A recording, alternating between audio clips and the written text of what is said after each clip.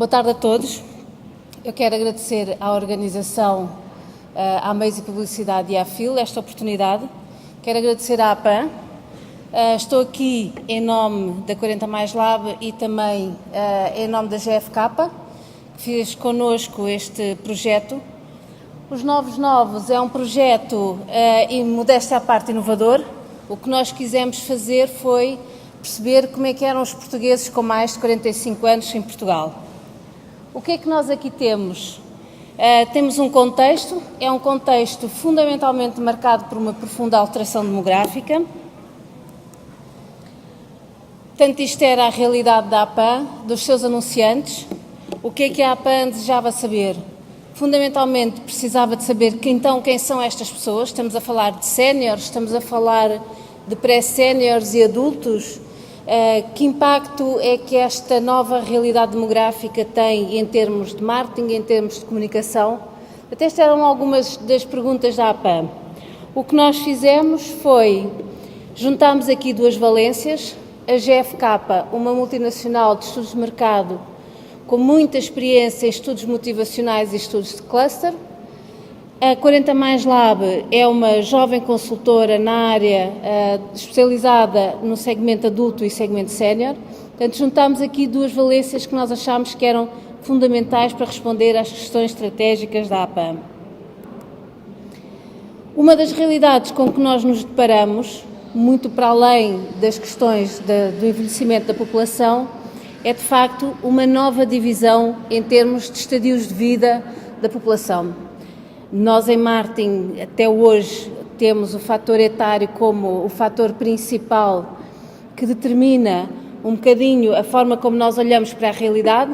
Este fator etário leva-nos a definir que num determinado intervalo etário nós sabemos exatamente em que etapa da vida é que a pessoa está, e a realidade com que nós nos deparamos hoje em dia é um bocadinho diferente.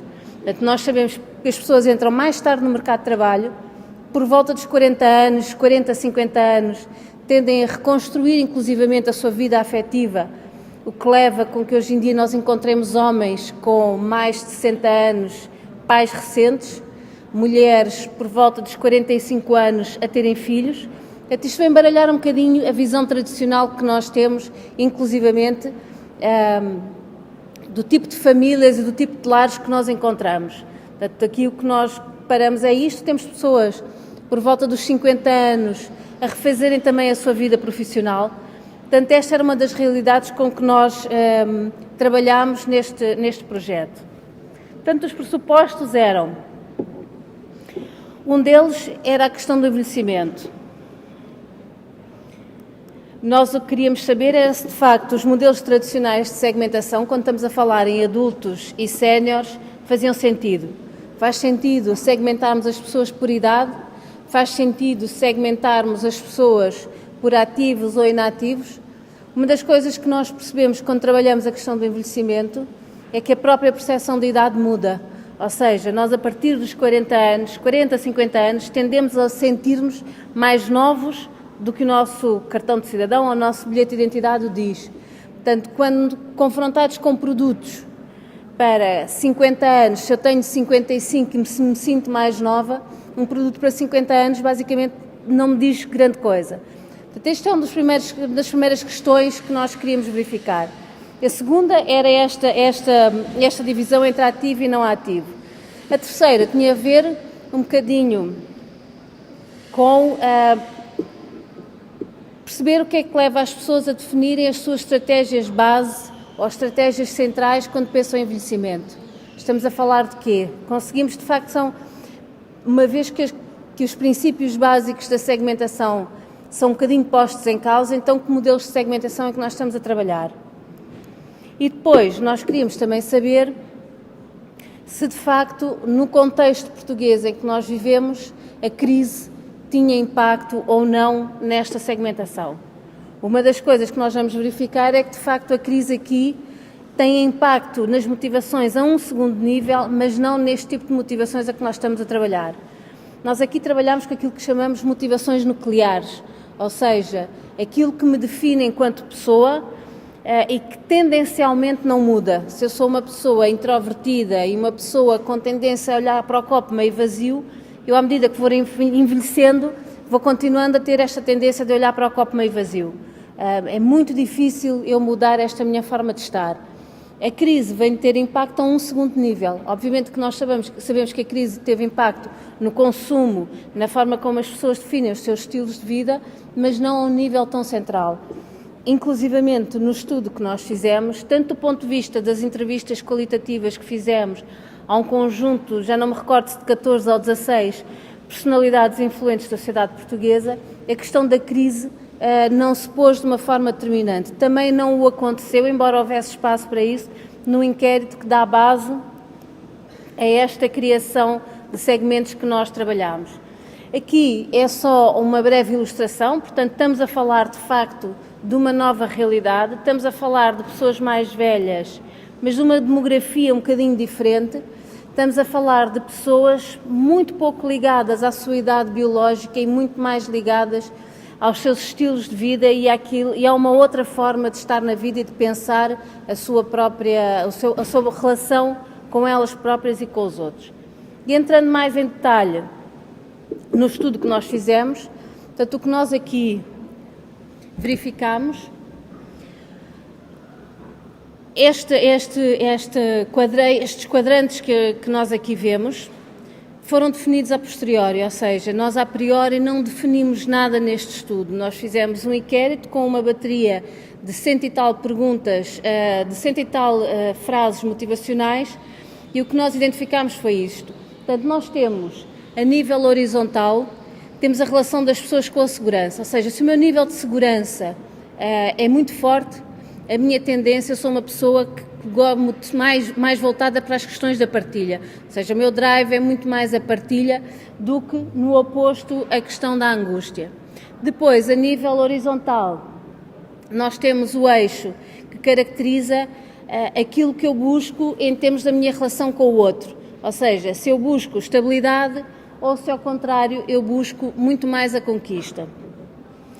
Posto isto, encontramos estes 4 grandes quadrantes, ou seja, os segmentos que nós identificamos no quadrante superior esquerdo são pessoas que procuram muito mais o bem-estar, ou seja, todo tipo de mensagens, as marcas que lhes ajudem a proporcionar este bem-estar, focado no quê? Focado, por um lado, na partilha com os outros, mas também numa questão da estabilidade do seu dia-a-dia, estas pessoas tendem a aderir melhor a este tipo de propostas. Depois, a seguir, temos as outras cujo foco é o prazer. São pessoas muito mais centradas na partilha, porque a partilha também é uma forma de lhes garantir uma conquista em termos de novos conhecimentos, novas relações, novas oportunidades de negócio, enfim. A seguir, temos um quadrante que é já mais marcado pela questão da angústia, pela segurança, também a conquista, daí um foco muito grande na independência. Nós vamos ver que esta independência tem um peso significativo das questões financeiras. Por fim, temos um último quadrante marcado pela segurança, ou seja, são pessoas que o que buscam na vida é esta questão, esta percepção da segurança, seja ela uma percepção clara e consciente, seja ela uma percepção mais subjetiva. Por fim, então, o que é que nós encontramos? Nós encontramos estes 5 segmentos motivacionais. Deixo-vos dizer que o estudo que está por trás é, do ponto de vista estatístico, robusto o suficiente para vos dizer que a população portuguesa, hoje em dia, com mais de 40 anos, divide-se nestes 5 quadrantes, portanto, efetivamente, nós temos uma percentagem de 13% de family matriarch, que são aquelas verdes que temos ali em cima, marcados pela partilha e pela estabilidade. Isto é uma análise de clusters, o que quer dizer que, tendencialmente, nós aqui procuramos identificar as pessoas que tinham características em comum. Tendemos todos nós a estar num destes 5 quadrantes. Agora, também é possível que estejamos em quadrantes muito próximos. Quer dizer que eu posso ter hoje uma mulher que é good lifer, quando for mais velha, for avó, possa migrar para as family matriarch. Eu posso ter um work survivor que migra um bocadinho para o bitterness soul. Portanto, são quadrantes que estão muito próximos. Não vou ter, por exemplo, é um active heart, que se transforme num bitter na soul, porque estão efetivamente em polos opostos. Vou rapidamente, por fim, explicar-vos cada um destes 5 quadrantes.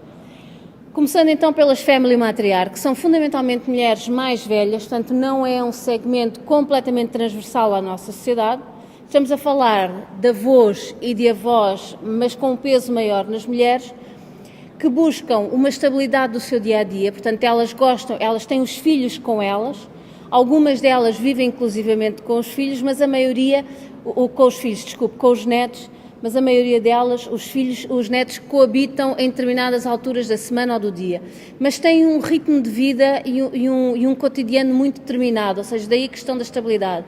Às terças e às quintas os netos vão lá almoçar, aos domingos ela reúne a família toda, mas a rotina dela é esta, portanto ela não quer nada que venha aqui causar grande ruptura nesta estabilidade das rotinas. Em termos de consumo de meios, por exemplo, são aquelas pessoas que tendem a consumir muito mais programas de televisão da tarde, as telenovelas, programas de longa duração. São pessoas felizes, são pessoas com alguma energia, mas que tiram muito proveito deste convívio intergeracional, mas que de facto sentem que já não têm a energia que tinham quando eram mais novas. Portanto, isso é a única coisa que de facto as deixa um bocadinho tristes e saudosistas, é que já não têm energia inclusivamente para acompanhar os próprios netos. Depois, a seguir, com 10%, temos as good lifers. Nós costumamos chamar estas good lifers as senhoras do Corte Inglês, para quem não é a primeira vez que nos ouve, as histórias são recorrentes, mas porque elas próprias assim se definiram. Estamos a falar de um segmento muito interessante. Estamos a falar de um segmento que, embora tenha 10%, que represente 10% da população portuguesa com mais de 45 anos, do ponto de vista de classe social, classe média, média alta, portanto são pessoas com grande poder aquisitivo, são dentro deste segmento 45 mais, são do segmento mais novo, ou seja, 45, 65 é a média etária que predomina. Estamos a falar de pessoas mais urbanas que rurais, mais litoral que interior. Estamos a falar de pessoas que valorizam tudo aquilo que faz sentido para elas, ou seja, são centradas em si, mas não necessariamente egoístas. Gostam da independência, procuram esta independência. Em termos de relação afetiva, é muito engraçado porque há algo que nós já começamos a ver em quem trabalha em estudos de mercado, ou quem faz estudos de mercado, não deve ser novidade, que é nós temos relações entre o casal perfeitamente saudáveis, mas cada um tem o seu momento. Portanto, eu tenho momentos de lazer em que vou com o meu marido, mas também tenho momentos em que vou só com as minhas amigas e ele tem momentos em que vai só com os amigos dele. Portanto, são pessoas que, muito centradas nelas próprias, a questão do corpo é extremamente importante, a questão da saúde, prática de desporto, claramente consomem alta cosmética, tratamentos de estética, cirurgias plásticas, portanto estamos a falar deste universo. A seguir temos um grupo, um segmento também muito interessante, não só pela sua característica, mas pelo peso na população. Estamos a falar dos Active Heart, tem 27% de peso na população portuguesa com mais de 45 anos. Também muito engraçado, porquê? Porque ele é completamente transversal à população portuguesa. Se as good lifers eram mais urbanas que rurais, aqui não. Este é um segmento, à semelhança do bitter na soul, completamente transversal à população portuguesa. Estamos a falar de pessoas mais novas, mais velhas, homens e mulheres. O que aqui de facto une estas pessoas é a forma delas estarem. São pessoas muito centradas na partilha, são pessoas muito energéticas, são pessoas muito focadas em deixar um legado qualquer na sociedade. Atenção que o conceito de sociedade para estas pessoas não é a sociedade portuguesa, ou seja, a sociedade pode ser o espaço em que elas se movem. Pode ser um grande administrador de uma multinacional que tem mais 2 empresas suas, portanto tem outros negócios e que participa ativamente num conjunto de associações, como estamos a falar de uma senhora de uma vilazinha no interior de Portugal, classe baixa, que é extremamente ativa na paróquia e que ao domingo levanta-se, vai à missa, depois a seguir vai beber o café no café do senhor não sei quantos. Portanto, aqui há uma intensa ocupação do tempo. foi dos segmentos que nós identificámos que menos tempo passa em casa. Depois, a seguir, nós temos os Work Survivor, que representam 25% da população. Estas são aquelas pessoas que têm uma vida também muito estabilizada, ou seja, em termos das suas rotinas. São aquelas pessoas tradicionalmente focadas no trabalho, que se levantam todos os dias às 7 da manhã, às 7:45 estão a sair de casa e a seguir vão tomar o pequeno almoço, chegam ao trabalho, portanto, têm todo o seu dia-a-dia muito bem definido, não misturam ambientes, ou seja, eles não misturam o universo do trabalho com o universo de casa. Têm amigos no trabalho e os amigos do trabalho eu encontro e convivo com eles durante a altura do trabalho. Os meus amigos de casa, da minha infância, os amigos do bairro, não se misturam, não entram, estes dois universos não convivem. São pessoas para quem o trabalho é essencial, porque a estabilidade e a segurança vão buscar lá o dinheiro, e o dinheiro eles conseguem no trabalho. Não têm grandes ambições em termos de carreira, portanto estamos a falar de emprego, não estamos a falar de algo que me permita ascender socialmente, e esta percepção de emprego dá-se em qualquer estrato social.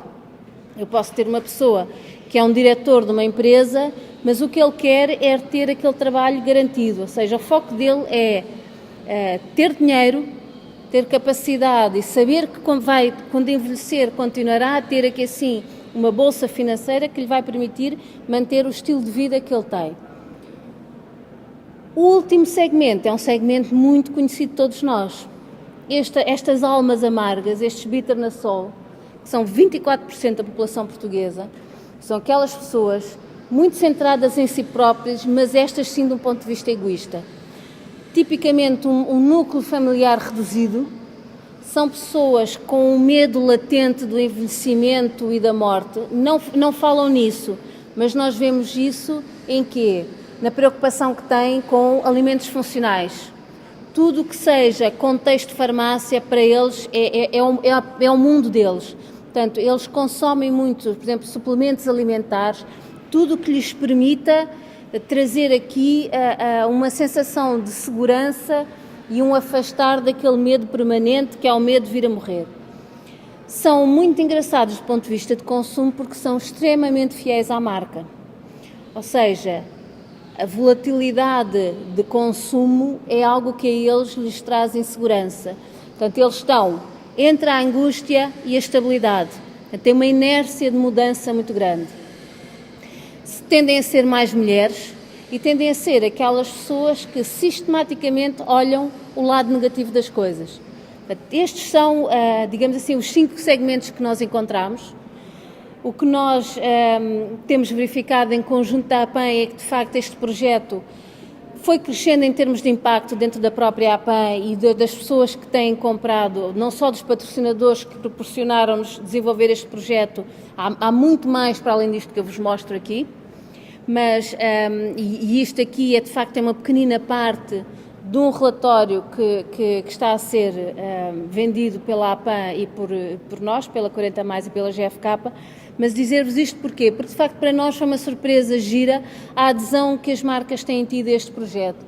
Nós começamos agora a trabalhar com um conjunto de marcas, em conjunto com a APAN, que trabalham não só a comunicação, mas também a segmentação dos seus clientes, sobrepondo a segmentação tradicional e que já tem a esta segmentação. Portanto, trabalhando as ferramentas de CRM, integrando as duas informações, no sentido, de facto, de ser uma outra forma de olhar para a realidade e que muitas vezes é a explicação de fenómenos com que as marcas já se deparavam no seu dia-a-dia, mas que ainda não tinham-lhes dado um nome, ainda não tinham quantificado. Fundamentalmente é isto que vos venho aqui a apresentar. Agradeço esta oportunidade.